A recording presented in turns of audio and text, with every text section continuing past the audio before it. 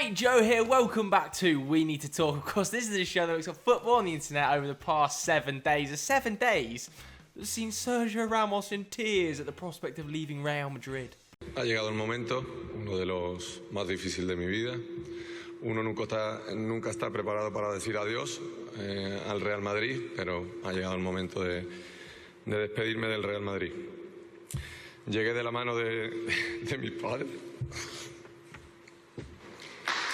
Riyad Mahrez and Erling Haaland partying in Mykonos on a summer holiday. Why has this got me so worried?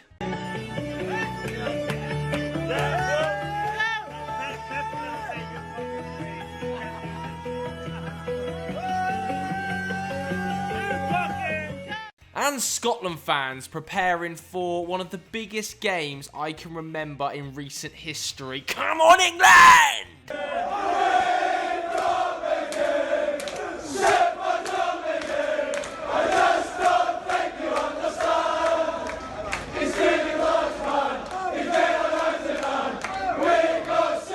Anyway, today we need to talk about transfers. It's transfer season, baby. We may as well change the name of this show to We Need to Tear during transfer season. In fact, do you know, I'm actually genuinely considering changing it to that because, I mean, it's literally every 2 weeks now, isn't it? In fact, I've just come up with an idea. You guys at home, let me know in the comments right now what tier list you want me to make in a couple of weeks' time, and the most liked comment I will make. Unless it's something ridiculously rogue. You know, I'm not rating footballers' arses or something like that. So yeah, let me know in the comments. Also, if we can get this video to 4,000 likes, that would be extremely helpful because it does just help the video perform well, helps the channel, and to be honest with you, helps moi.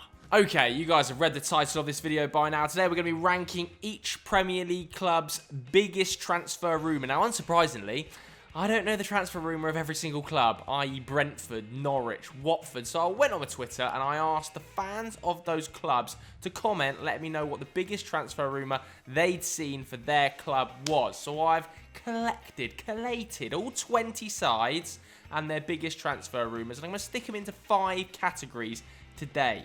We've got no chance, pretty self-explanatory, unlikely, keep your eyes peeled, nearly forget that one, or keep your eyes on it, or something like that. The middle tier is kind of one to watch. Likely, and then the top tier is just nailed on. A move that I think we all know is going to happen. Now, it goes without saying, I have no inside information here. Obviously, I don't know anything about the inside dealings of these transfers, so I'm going to be kind of judging it on, is it a good signing? Is it a good fit? Is it a good fee? Where's he going to play? Is it a reputable source that's reporting it? To be honest with you, I'm going around the houses here. I'm basically just going to give my opinion. If you don't like it, you know where to go. Fuck off. And yes, I am going to be drinking out of a Love Island bottle with Vimto squash in it throughout the course of this episode, because despite the fact it's pretty much night time now, it's still absolutely boiling. I'm sweating buckets. Alright, we're going to go alphabetical then, aren't we? We're going to start with Arsenal. And where to start with Arsenal? Because they're apparently linked to 212.4 players at this stage. What is going on there? I've seen Onana linked, I've seen Ben White linked, I've seen Ruben Neves linked, I've seen Albert Lokonga linked, I've seen Tyler Adams linked. It's ridiculous. What's happened to the budget at Arsenal? You know, 50 mil on Ben White, 35 on Ruben Neves, 15 on Lokonga, 10 on Onana. And the one we're going to focus on today, James Maddison, 70. Have they dug a fucking war chest? What's happened? So yeah, let's have a look at James Maddison then, because a few newspapers are reporting that £70 million would be enough to tempt Leicester into a sale. He did have a few injury problems last year, and Arsenal obviously are in the market for an attacking mid. It's the primary target. They wanted Martin Odegaard. They're not going to get Martin Odegaard now that Ancelotti's gone back there and he's going to fight for his place. But this move to me is just a no-chancer. I just think it's wrong in every aspect. I think Leicester want to keep a player like James Maddison, who's only going to get better.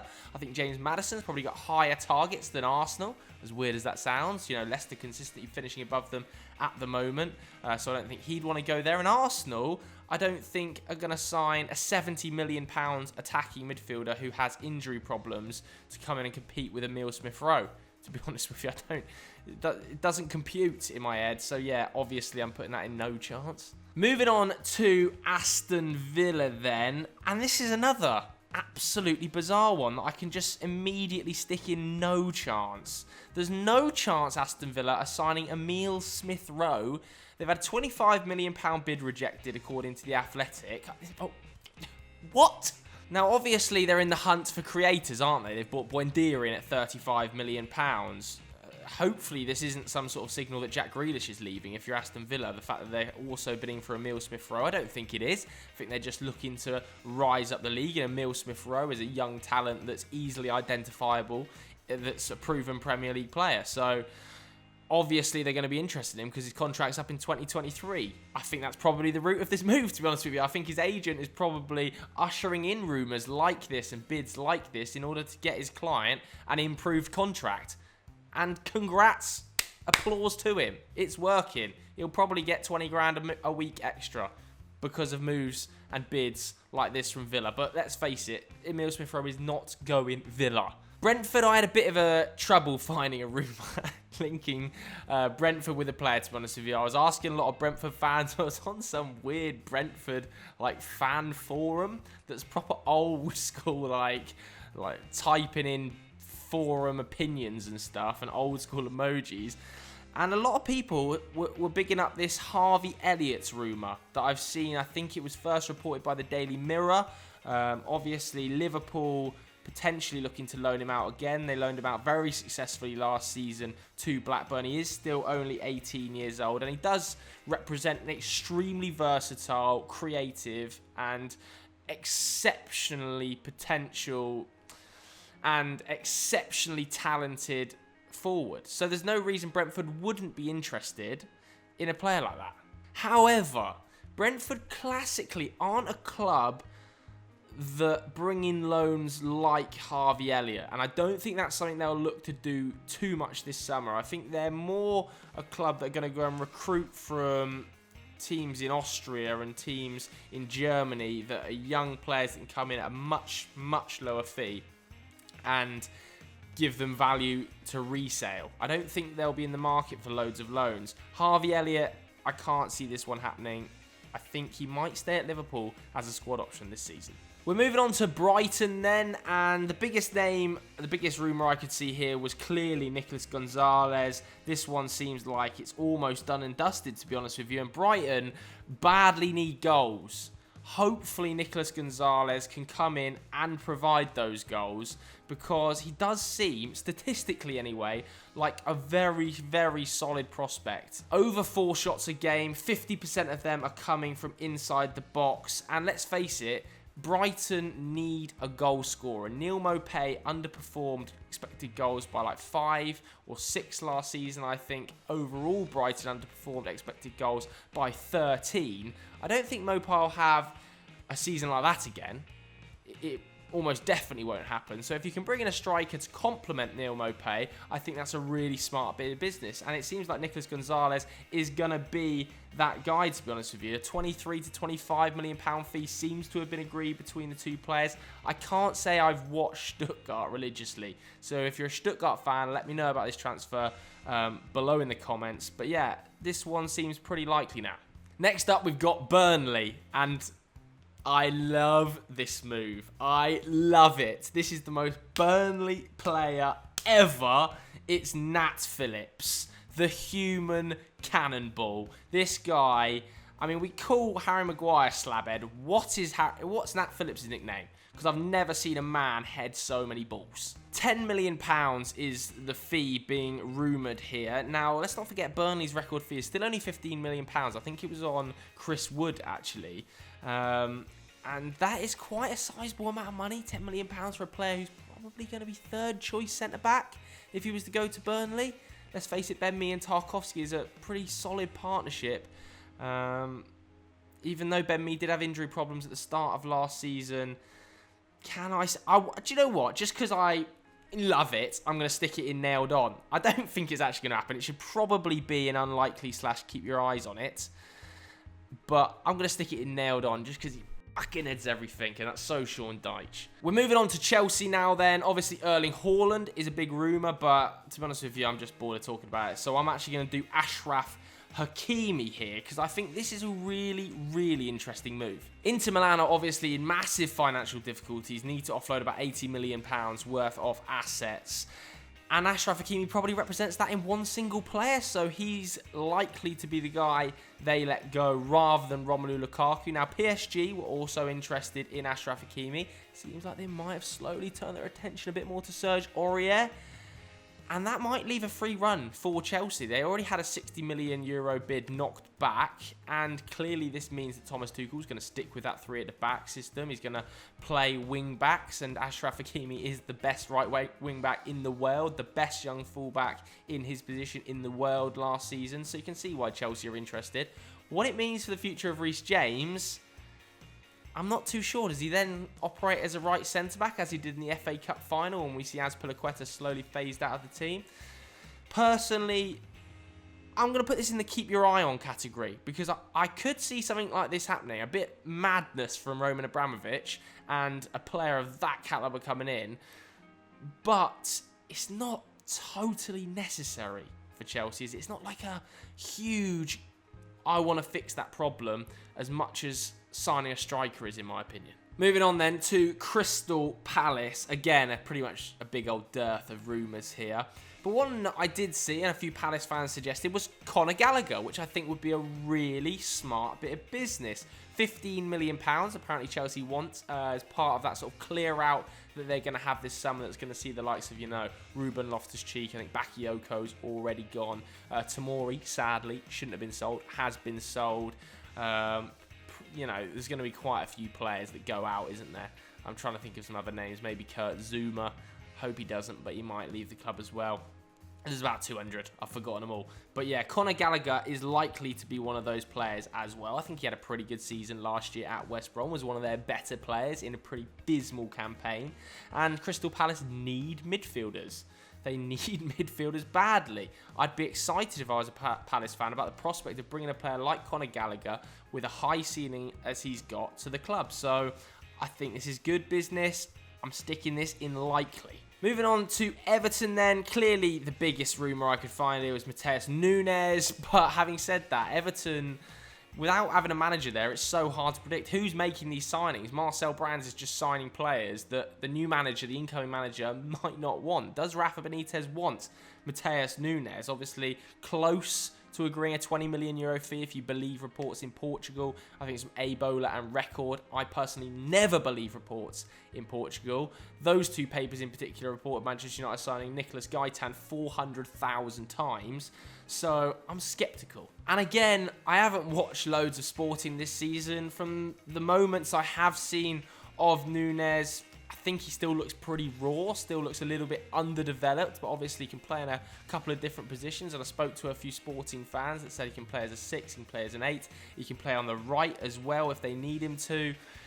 This one for me, I'm going to stick in the keep your eye category just because I'm not clued up enough. I'm not going to lie to you. The next one, though, I am extremely excited about. Been doing quite a lot of research about this fella over the last few weeks, and I think this is an extremely exciting signing. If, and it's a big if, Leeds can pull it off, because he only joined Club Bruges on a permanent very recently, having been there on loan. It is Noah Lang. That's how I'm going to pronounce it. It's almost definitely wrong. Now, of course, he is still only 22 years of age, and Leeds have a really strong track record of signing young wingers, developing them. Look at what they've done to Jack Harrison. Rafinha, that signing is extremely exciting. And I think adding Noah Lang to those wide options would be extremely sensible if they can get him for the reported £20 million. He did have a bit of a party boy image back when he was at Ajax, it has to be said. So I'm pretty sure that Victor Orta and Marcelo Bielsa will have thought about that and planned for it. But, you can't argue with his goal and assist output. You can't argue with his ability to create and carry balls and be progressive for Club Bruges last season. He's genuinely one of the most exciting talents in Europe outside of the top 5 leagues. So this would be a fantastic signing. I'm going to stick it in that sort of likely category because I think Leeds have got a bit about them to convince a player like Noah Lang to pick them over an AC Milan. You never know. All right, then, we're moving on now to Leicester. And again, been linked with a lot of players, haven't they? It looks like Boubakary Samari, that's a done deal, according to Fabrizio Romano. Easy for you to say. Odsonne Edouard also looks like he's going to come through the door. Patson Daka is another player they're very interested in, have apparently submitted a bid for. But I'm going for Philippe Coutinho, the most high-profile rumour I've seen Leicester involved with this summer. Now, obviously, it feels like Philippe Coutinho and a couple of these other signings maybe kind of rely on James Maddison leaving the club, and I don't see Philippe Coutinho arriving unless James Maddison was to leave the club. And even then, I'm not sure Philippe Coutinho is the type of player Leicester are going to be going after. I think they're way more creative in the transfer market than a move like that, even though it would come at a cut price fee, because Barcelona would do, frankly, anything to offload him right now. I don't think at 29 he's quite right. Now, of course, he has played under Brendan Rodgers before, and I feel like there's a few lazy journalists linking that as a lazy move. He had his best season, really, after Brendan Rodgers left in that sort of second campaign under Jurgen Klopp, in my memory. Liverpool fans might correct me if I'm wrong there, but he was definitely exceptional in 16-17. I think Klopp was definitely at the club by then. So this, for me, is lazy journalism. I'm putting this in no chance. Sorry, Leicester fans. Liverpool then, and this one is, again, apologies for my pronunciation. I'm going with Florio Neuhaus.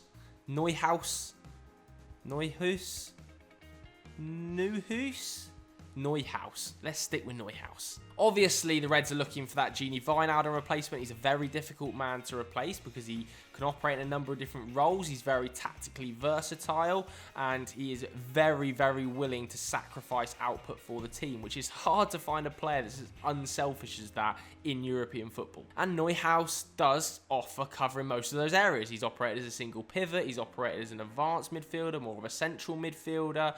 And to me, this would be extremely smart business. I think Neuhaus is a player that plenty of clubs are going to be looking at across Europe and thinking he could come into our midfield and operate in a number of different roles. At 45 million euros, I think this might be a step too far, money-wise, for Liverpool. But I'm going to put it in your keep your eye on category just because I think it would be such a smart transfer. Manchester City are up next then. I won't spend too much time on them because obviously the biggest rumour for them is Harry Kane.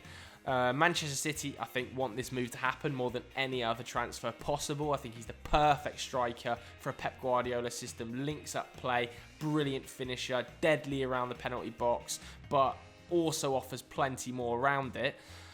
However, Tottenham just ain't going to sell.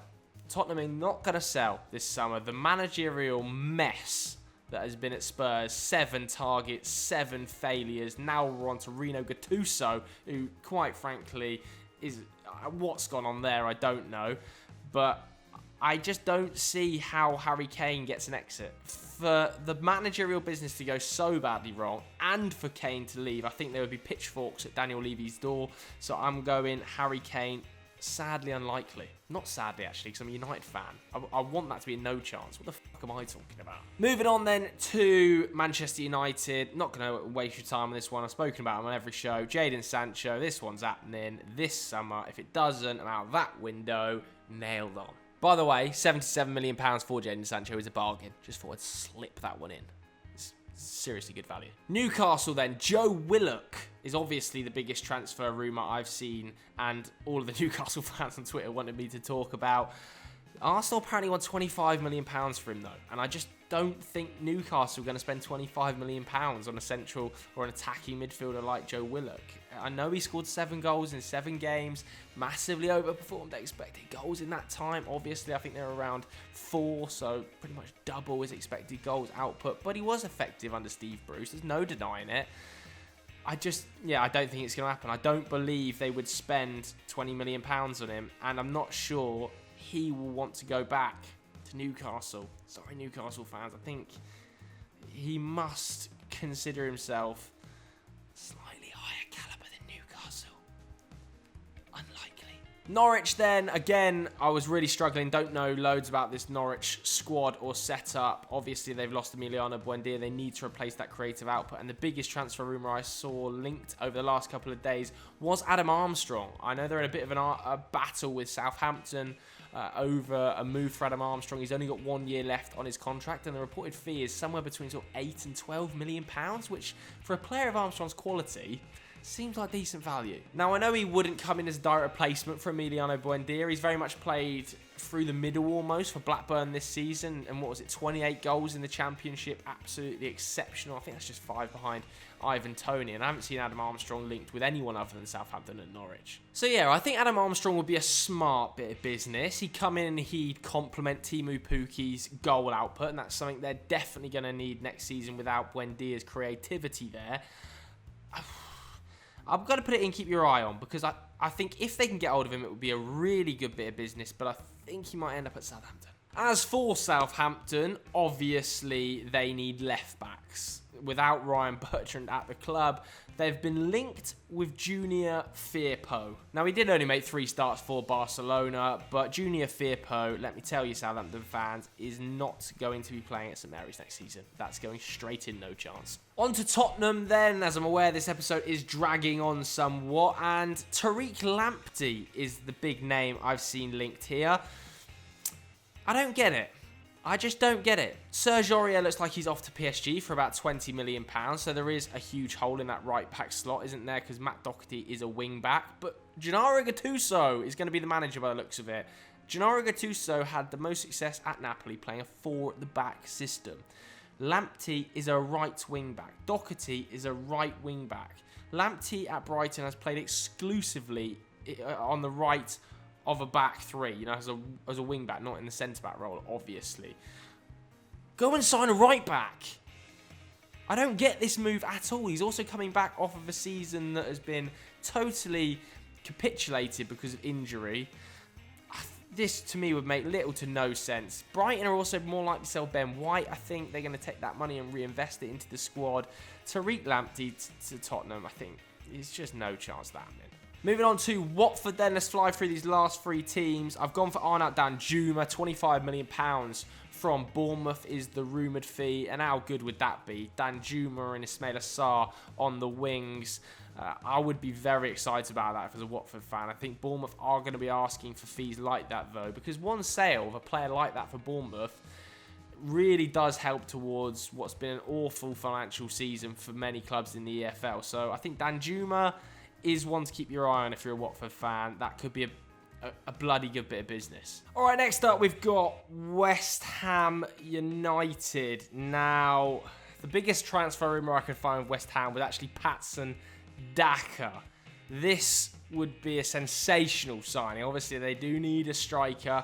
After Seb Allaire went to Ajax in January, Jesse Lingard got him through just about towards the back end of the season with his volume of goals. But they do need a striker.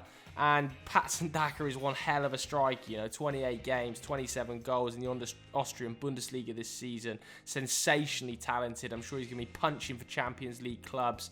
However, I have seen him linked with Leicester City. I don't know whether a bid's been accepted there. West Ham are kind of battling Leicester for his signature. I think it's more likely he ends up at Leicester. I don't want to completely write it off, but I think for 30 million euros or whatever it is, that sort of fee is going to end up at Leicester, sadly. So I'm putting him, unlikely. As for Wolves, they obviously still need a striker, given that Bruno Lage has come in. Raul Jimenez, we don't know what's going to happen with him next season. Rafael Leao is the name I saw linked this morning. Rafael Leao. Off. No chance of that move happening. Although actually, do you know what? I could stick that in nailed on, because never say never when Jorge Mendes is involved. Alright, anyway, that was my tier list of each Premier League club's biggest transfer rumours. I hope you enjoyed it. If you did enjoy it, then let me know what tier list I should do next in the comments below. The one with the most likes I am going to try and do, unless it's super rogue. Hit the like button as well. We're trying to get to 4,000 likes on today's episode. Thanks very much for watching, everybody. We'll see you later. Bye.